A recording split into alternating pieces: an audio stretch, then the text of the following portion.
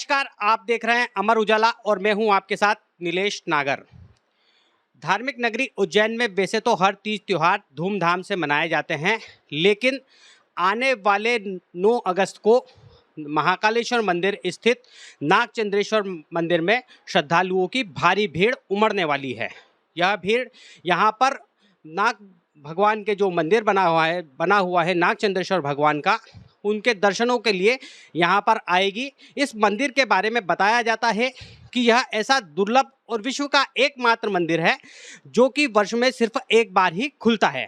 हम महानिर्वाणी अखाड़े के महंत और गादीपति श्री विनीत गिरी जी से यह जानेंगे कि नागचंद्रेश्वर मंदिर पर इस नागपंचमी पर किस तरह से पूजन अर्चन होगा और यह मंदिर नागपंचमी पर विशेष क्यों है, इसके दर्शन क्यों करना चाहिए।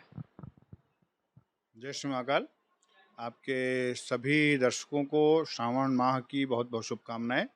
जैसा कि आप सबको ज्ञात है कि द्वादश ज्योतिर्लिंग के अंतर्गत तृतीय ज्योतिर्लिंग के रूप में भगवान श्री महाकाल कालेश्वर उज्जैन में ये दिव्य और भव्य प्रांगण है। यहीं पर भगवान महाकालेश्वर का जो प्रमुख मंदिर है उसके तृतीय तल पर भगवान नागचंद्रेश्वर का विग्रह स्थापित है। पूर्व परंपरा के अनुसार मंदिर चूँकि 364 दिन तक बंद रहता है और ऐसी मान्यता है कि उसमें बहुत सारी मान्यताएं और किंवदंतियां हैं कि वो नागों को समर्पित है, वो सर्पों को समर्पित है, क्योंकि भगवान के सब गण हैं। महादेव के गण में तो सभी लोग आते हैं, तो महादेव के गणों को वो समर्पित रहते हैं 364 दिन। और एक दिन के लिए वो पट खोले जाते हैं जिसमें जो भी सामान्य श्रद्धालु हैं उन श्रद्धालुओं को दर्शन देने के लिए भगवान नागचंद्रेश्वर प्रकट होते हैं। पूर्व की परंपरा रही है। श्री पंचायती अखाड़ा महानिर्वाणी महाकाल महंत गादी के जो भी महंत होते हैं वो महंत ही उन पटों को खोलते हैं।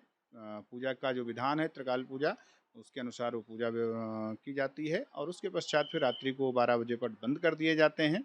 जहाँ तक पूजा की बात अगर हम करें, भगवान नागचंद्रेश्वर के पट खुलने के पश्चात षोडशोपचार पूजन किया जाता है और नीचे से जो विग्रह भगवान गणेश से प्रारंभ होता है, गणेश से और फिर गजलक्ष्मी इत्यादि के जो विग्रह हैं क्रमबद्ध तरीके से पारंपरिक रूप से उनका पूजन होता हुआ ऊपर हम लोग जाते हैं और उसके ऊपर सबसे पहले भगवान नागचंद्रेश्वर का पूजन किया जाता है।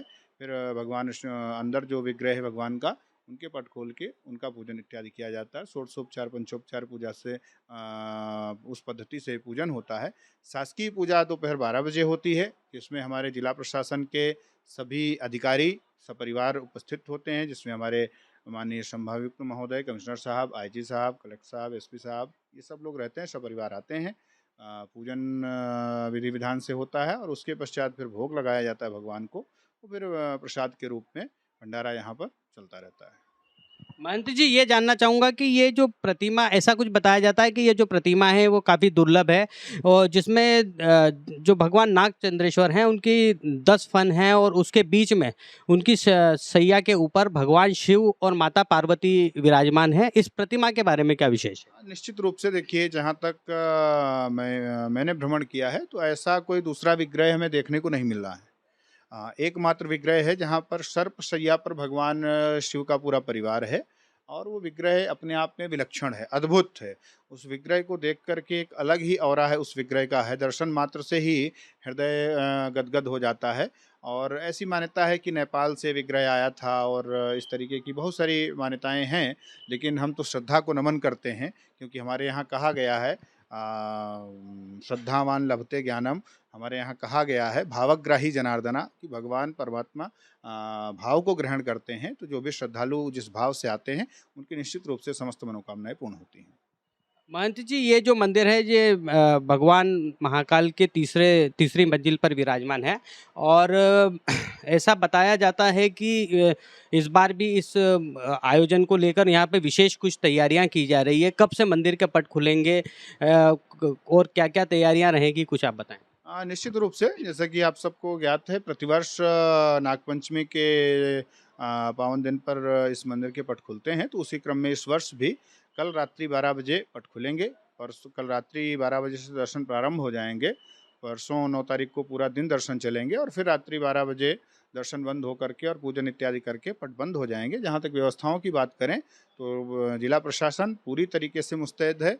जिला प्रशासन पूरी तरीके से लगा हुआ है। हमारी 10, 12, 15 दिनों से पहले मीटिंगें भी हो चुकी हैं और पूरा जिला प्रशासन उज्जैन का लगा हुआ है कि बेहतर से बेहतर व्यवस्था बनाई जाए, कम से कम समय में श्रद्धालुओं को सुरक्षित और व्यवस्थित दर्शन हो, यही हम सबका प्रयास है।